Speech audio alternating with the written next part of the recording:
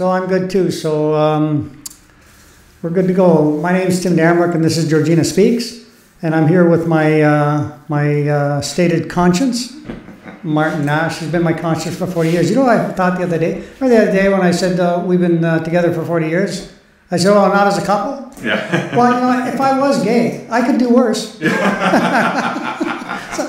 I'm just glad we're going. Oh yeah, so that was a compliment, by the way. And, no, it's funny how you gotta watch what you say these days. You know, and people. You know what? I don't watch what I say. I spend a lot of time explaining. I have to admit. So, but anyway. I've been married for 40 some odd. I've been explaining everything a lot. Yeah, no kidding. Eh? So I got a bit of housekeeping to do first to start with. I did the Tom Sandler interview 2-3 weeks ago. And that's the photographer. He was the Toronto Star photographer for years and years, and he's photographed every celebrity going. And his name's Tom Sandler, and his mother had written Frank Sinatra's first hit song. So when I finished the iPad with him, podcast, when I did his interview, I edited his mother's portion, which was the first 30 minutes, and I've published that now, and he has the use of it for what his purpose is. But the whole rest of the interview I still have, and that's going to be coming up soon, so I wanted to mention that.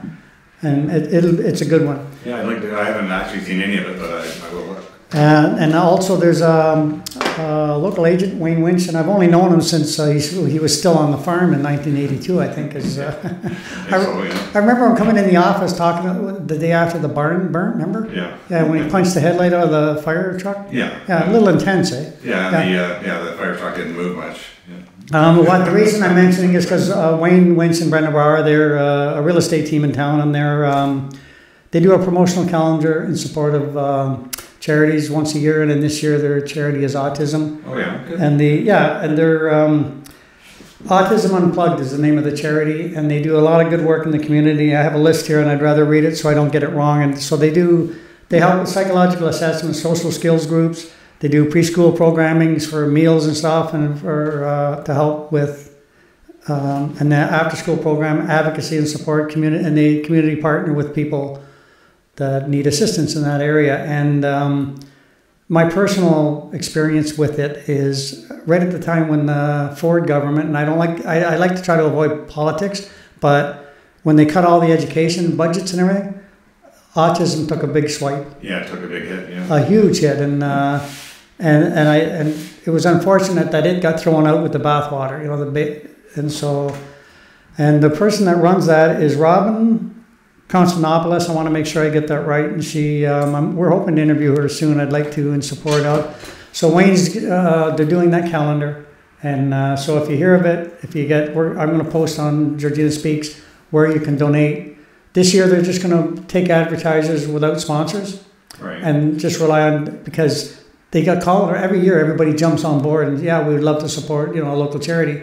But this year, every small business in town is a local charity. Like yes. And they're all hit so hard that they can't support so much. So Wayne, so they're going to just put their advertisers out and let people donate, and so good cause. So if you hear of it, if you have the opportunity, participate. So I think that's the end of my house cleaning. Okay. So the subject that keeps bringing us back here, we started out with wasted tax dollars, and this whole thing became quite the cluster thing, is the Lakeshore Action Committee, and it has to do with all the indirect waterfront owners from Church Street up to Dalton Road, from what I understand. And if you want to put some perspective into that, you're welcome to do so. All right. Well, I don't exactly know what to say, but we've been doing this for a while now, and it seems we're getting some support, from the ratepayers anyway. I haven't been involved with any discussion with the town at all on any of this, but certainly we're bringing it up.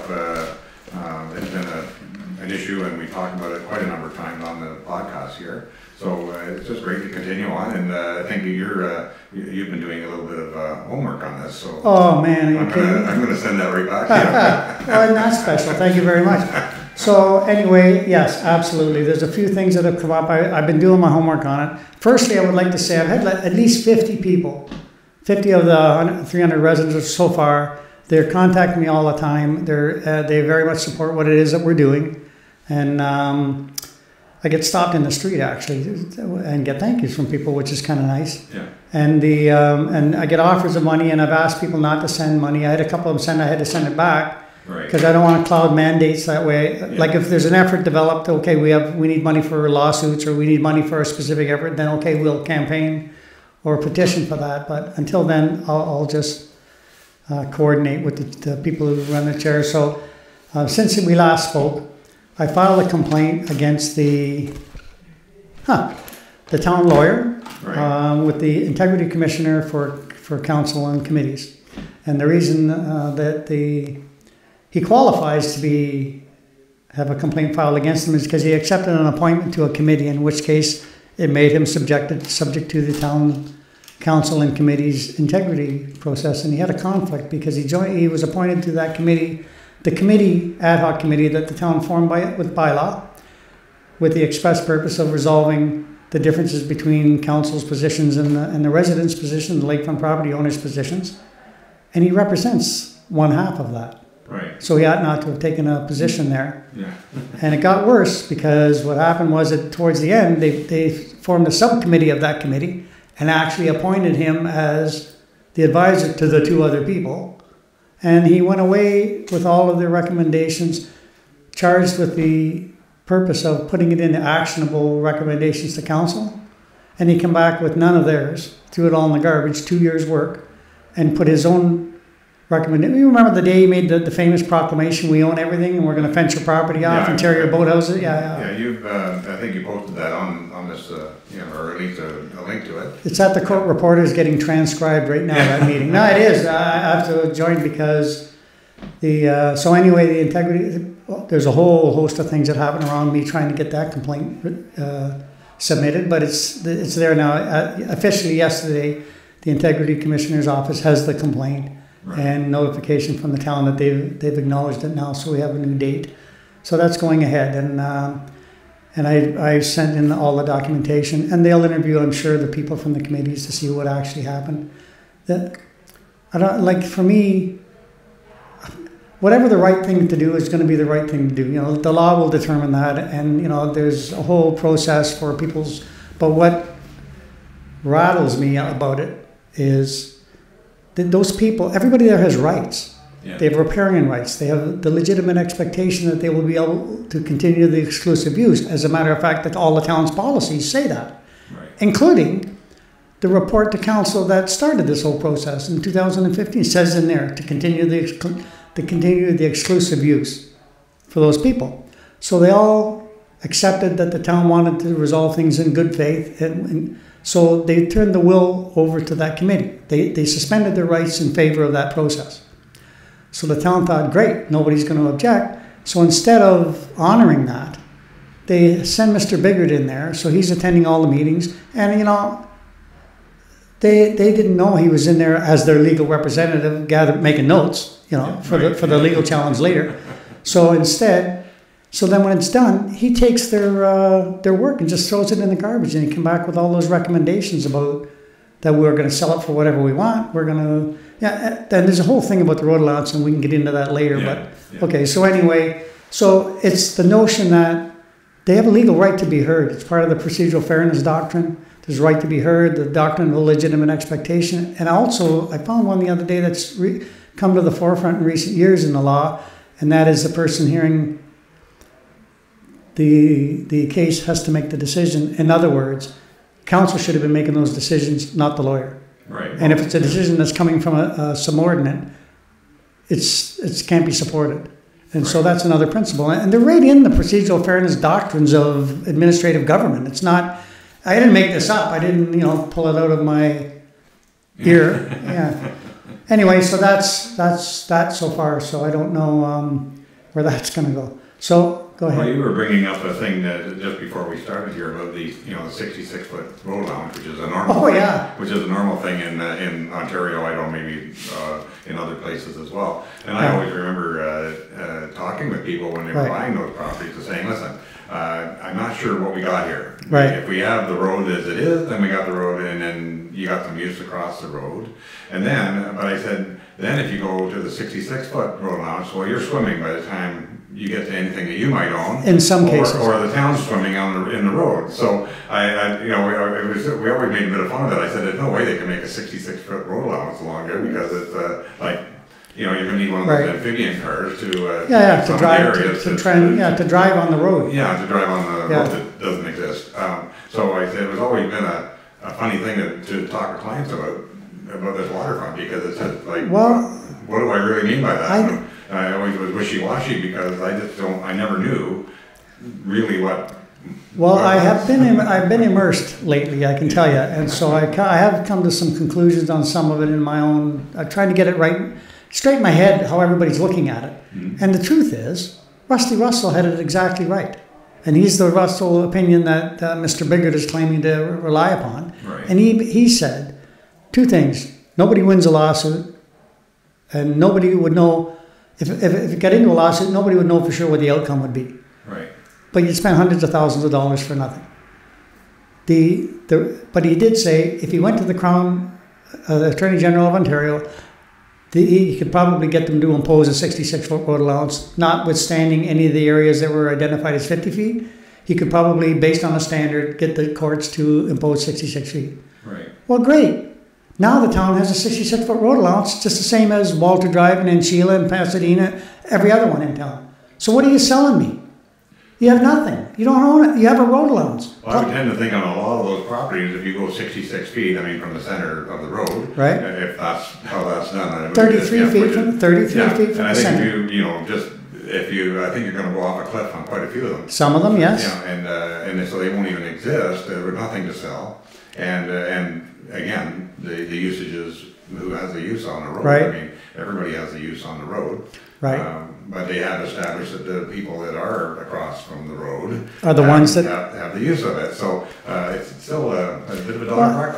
and the rights of the people across the road are established by the province, because they're riparian rights. Right. So the road ends, even if you consider the road allowance to go to the original water's edge, well then from the water's edge forward, that's riparian rights, and the province has identified those riparian rights as belonging to the people across the road. Right. Period. Yeah. So the town's got nothing to sell. They have a road allowance. They keep saying indemnification. Well, why aren't they asking for indemnification for the guy who falls down on Walter Drive? It's a road. Yeah. Yeah. So what is that about? Yeah. It's a road. Plow your road. Leave us alone. Yeah. Yeah. So they don't have any. What are they going to tell me? I can't walk across the road to get to my riparian rights property? Yeah. Right. So they're saying they're gonna. Why don't they sell the ditches? Yeah. On Rains Road here to the people in front and make them buy their ditches. Yeah. Same thing. Why don't they ask those people for indemnification in case someone falls down on the side of the road? Maybe we should make the people indemnify us against that. It's ridiculous. There's nothing here.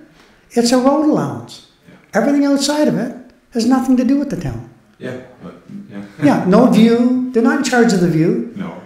It's not their Lake Simcoe. It belongs to, there's a number of laws that govern it, the Conservation Authority, Environment, nothing to do with the town. So this is somebody's idea that they have some responsibility here and they don't. But I'm saying if you do the 66, if they were able to do the 66-foot road allowance, that would negate quite a bit of the issues.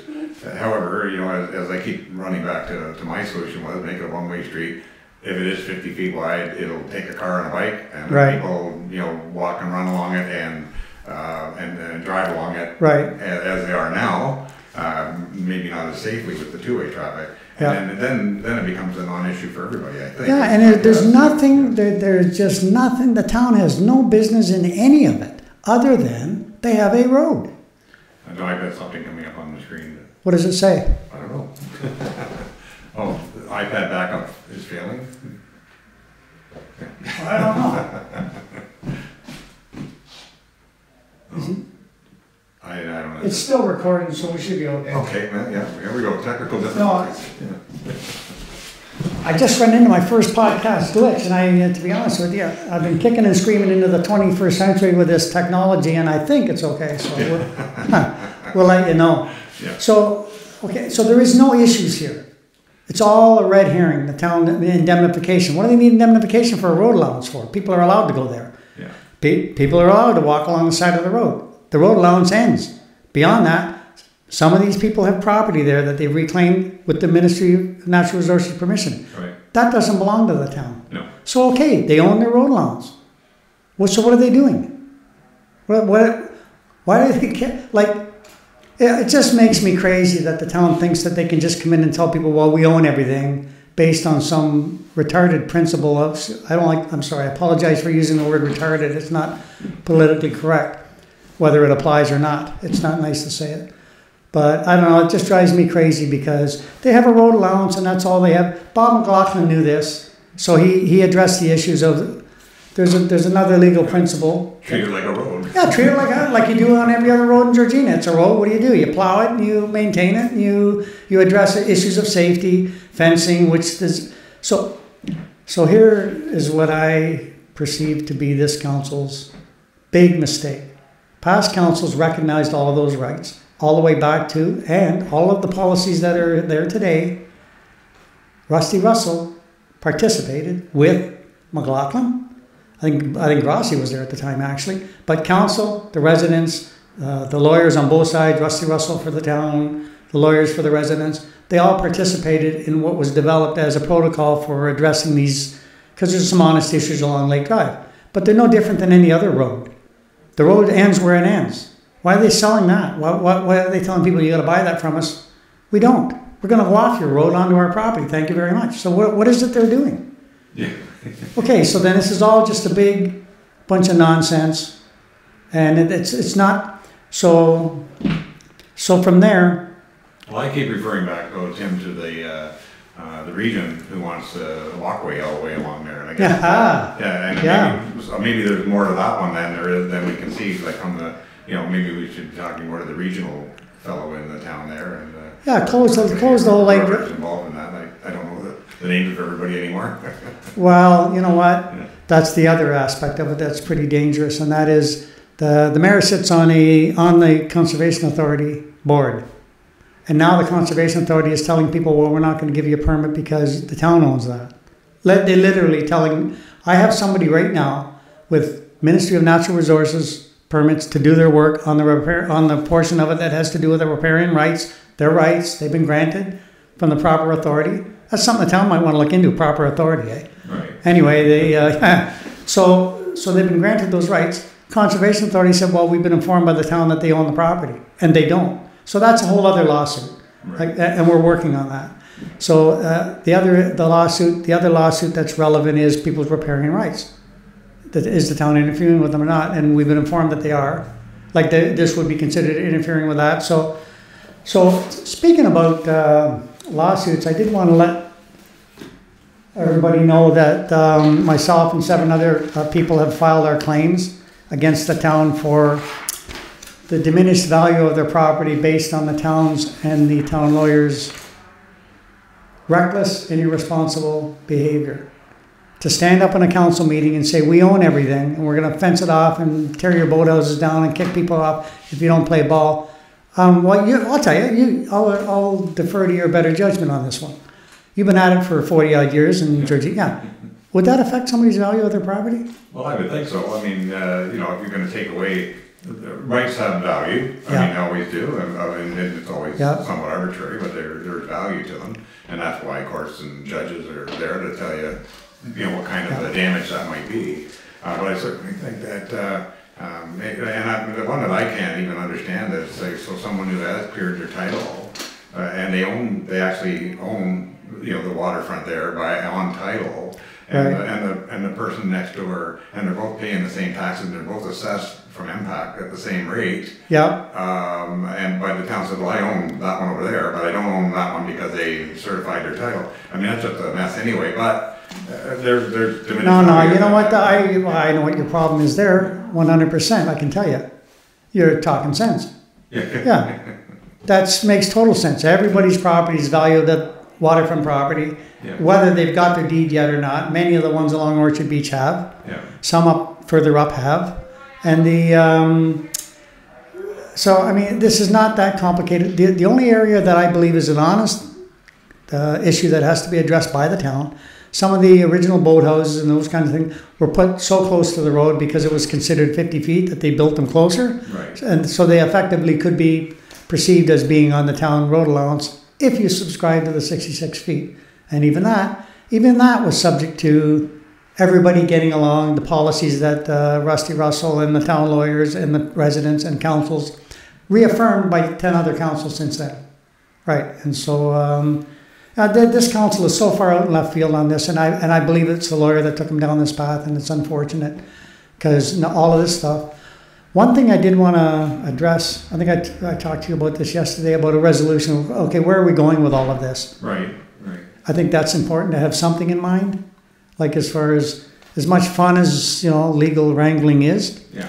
By the way, legal wrangling happens to be my personal Dungeons and Dragons or my Call of Duty. Well, it sounds funny, but when you start looking at competing legal principles, identifying people's rights, identifying legislation, subordinate legislation, and then weighing up the rights, deference to the town, that's a whole other legal area. So when you start weighing up all together, judges do amazingly at sorting all of that out and coming to the conclusions.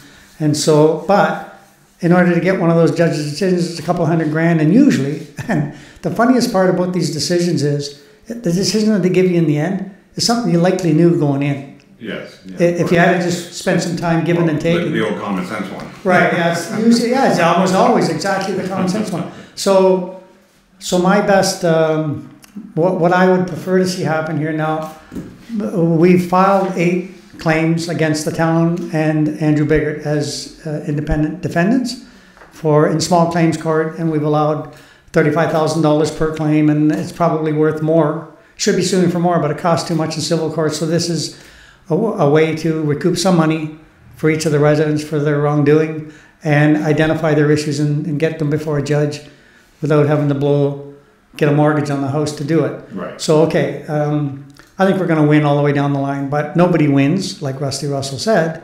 So what is the end game as far as I'm concerned? When I have to send my issued claims, serve them to the town and to Andrew Biggert now, so I'm going to put a covering letter in identifying what I believe the residents, I've discussed this with a number of the residents and the people that work, the chairs of the committees and stuff, independent of them. My efforts are independent of them. Right. They although they subscribe to what it is that I'm doing, I've been really reluctant to they're not a part of this in this effort. Sense, yeah. They're not administrating over this one, I can tell you that. Yeah. So what do you want in the end? What the best result in the end is if everybody could just agree on a protocol and do it. Yeah. And then. Well, we also had them. You were talking about doing the R plans on everything, and that kind of fell. Did that fall into the water, or what? Well, I mean, it would be great, but it's a big chunk to put out, right. and it's the money that's stopping it. The money that's stopping everybody from moving in any given direction, and it's the money that's had us going so far down the path without actually establishing anything because nobody wants to spend the money to do that. Right. But the good news is, you don't really have to do any of that because town's got a road. Good for you. Plow your road, please, so I can get to my house. And my property that has my riparian rights on it. You can't stop me from going to the property that the ministry. You can't say, get off the road. Yeah, that's what they're doing. They're saying that they're going to sell part of the road, which they're not. They never sell part of a road, parallel part of a road. And there's the edge of the road. I'm going to go to the edge and jump onto my property. What are you going to stop me?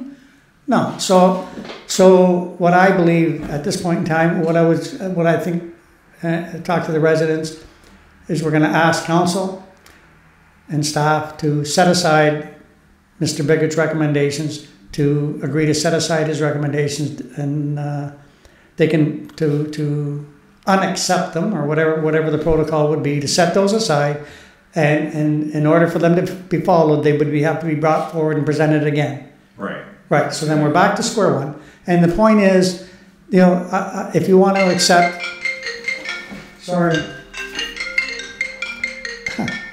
You know what? I'm in the middle of recording a podcast right now. Can I call you after? Sorry, thanks. Sorry about that, guys. It's a buddy too. I'm going to shut my phone off here. Yeah, I put mine in the other room.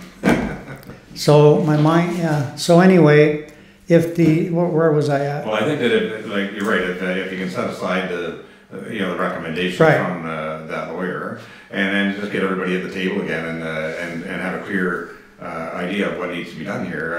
I think, and in good faith, if the town and the residents can all act in good faith, I think they can make a deal. Well, yeah. So that is the really important point is, and if you want to believe that at the point when they brought that 2015 report, it says all of this stuff in it, the express purpose of forming the ad hoc committee that they formed in 2016, whenever they did the bylaw to form the ad hoc committee. One of the express things was the continued exclusive use.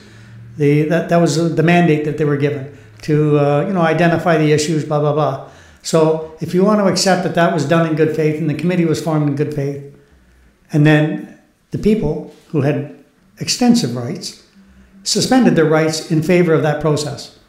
And then the town lawyer got involved and took advantage of that, Right.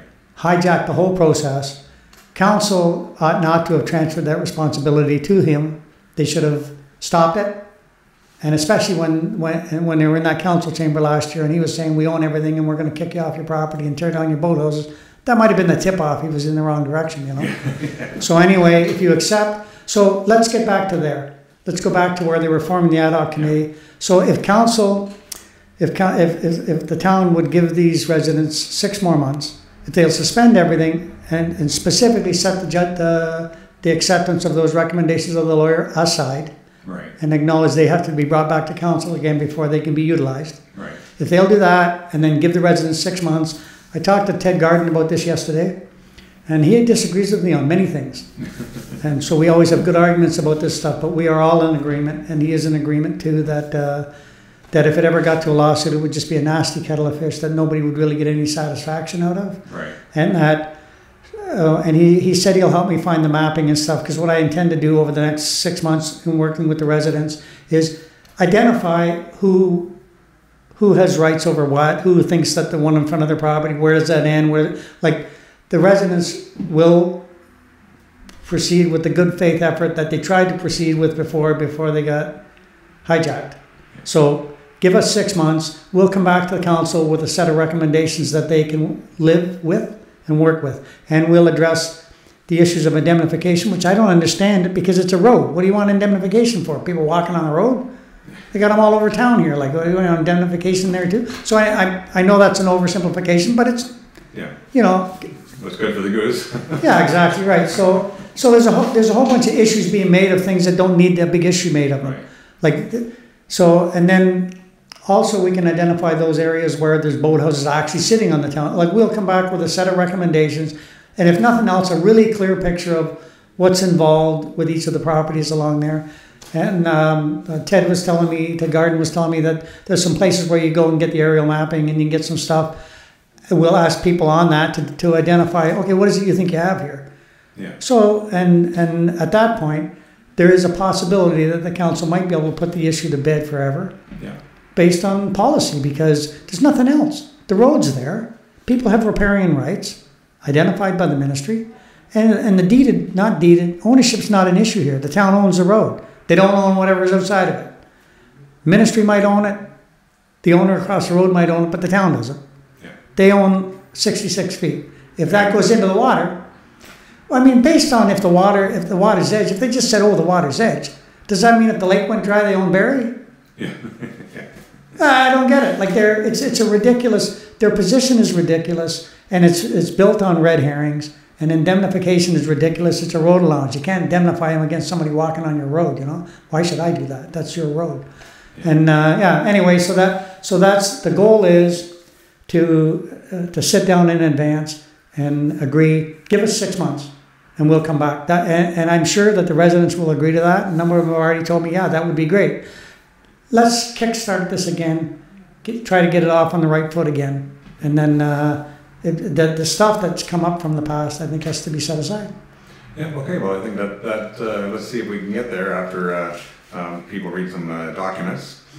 Well, yeah, I'll be serving those documents on the town. I should have them in my hands as we speak. I probably checked my email. I probably got them now, but because they were checked yesterday and they were to be issued this morning, so that's all. Okay, well, I guess there's that can be ongoing, and let's hope that we can get the. Does the council have to make a resolution to do that, or? Well, actually, there'd be 2 sets of lawyers on it, because the town lawyer, Mr. Bigger, he will not be able. His firm won't be allowed to represent them. Right. They'll send it to the insurance company, and their insurance company will have somebody, and that's good, because the insurance company it'll be an independent lawyer. He'll look at the opinions and guide them forward. What I would like to say at this juncture is that part of what I'm going to send in my covering letter to the town, because it'll be my last opportunity to communicate with Dave Redden, Ryan Cronsberry, Rachel Dillabaugh, all whom I respect deeply, and they're the administrators in charge here, and so it would be my last opportunity to let them know what's on my mind. Right.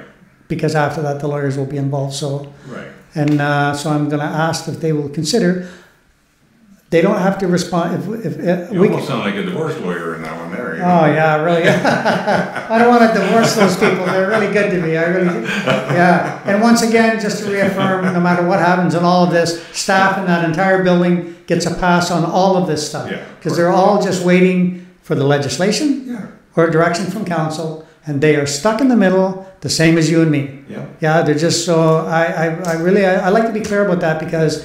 I mean, we all like to rant about the town and, the town this and that, but really, the law says what the law says, and everybody in that building is just trying to do their job, right? Well, that's exactly what they're doing, and that's, and so they need direction, so let's see if hopefully what we're doing here, they can get some direction. If they'll agree, if they'll agree to give us 6 months, suspend everything and give the residents 6 more months to properly address what they should have been allowed to properly address before, inadvertently or otherwise, however we ended up here, let's get back to that point where, let's start that again. And if they agree, they got 14 days to file a defense to these 8 claims.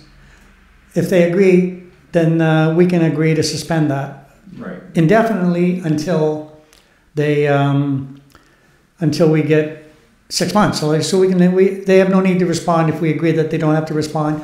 I have to give them 7 days notice to that. Okay, you have to respond now. Like if it comes to a head, okay, we're going to end up going to court. I would have to notify them at that point. There's a protocol for it. Right. So then these don't have to go any further than they've been served, and they don't have to file a defense if we get them. Otherwise, they can file a defense. I'm satisfied that I'll meet the protocols. I don't like this whole repair. I spent an hour in the parking lot this morning reading the legislation on the Riparian Rights Act. That's really good reading. It was compelling. Anyway, you know what? I'm sorry for babbling on, ladies and gentlemen, but I just this issue, trying to verbalize it in such a way that it makes sense. Well, I think what you've got both sides now maybe standing on the chairs ready to talk to each other. Maybe that's maybe that's the right thing to do. Now they're face to face, and let's see if they can make a deal. Yeah, you know what? I'm going to tell you something. I have built houses for a lot of these people. I've been doing this for 45 years in town, and I just care. I really care. I care about the town, about their responsibilities. I care about people's rights. You know that. Yeah. And this is just insane. To have counsel, to have a lawyer standing up there, we're going to have 300 people, we're going to throw them off the property if they don't. It's unconscionable. It's just anyway. I think we're getting closer to maybe a meeting of the minds. Nothing would tickle me more than a solution, and then you get to bake the cherry cheesecakes. What? Oh, yeah, okay. All right, you ready? You happy now? Yeah. Thanks for bringing that up. So anyway, and that offer still stands. And you know what? You're hard to deal with, but I'll throw in a pot of chili. My chili's pretty good, so that's a cheesecake for every councillor and a big old pot of chili. Now that's best I can do on short notice, and there you go. I make pretty good chili. So anyway, thanks Martin so much. I really appreciate you taking the time. Great. Talk to you guys and see you soon. See you guys. Bye.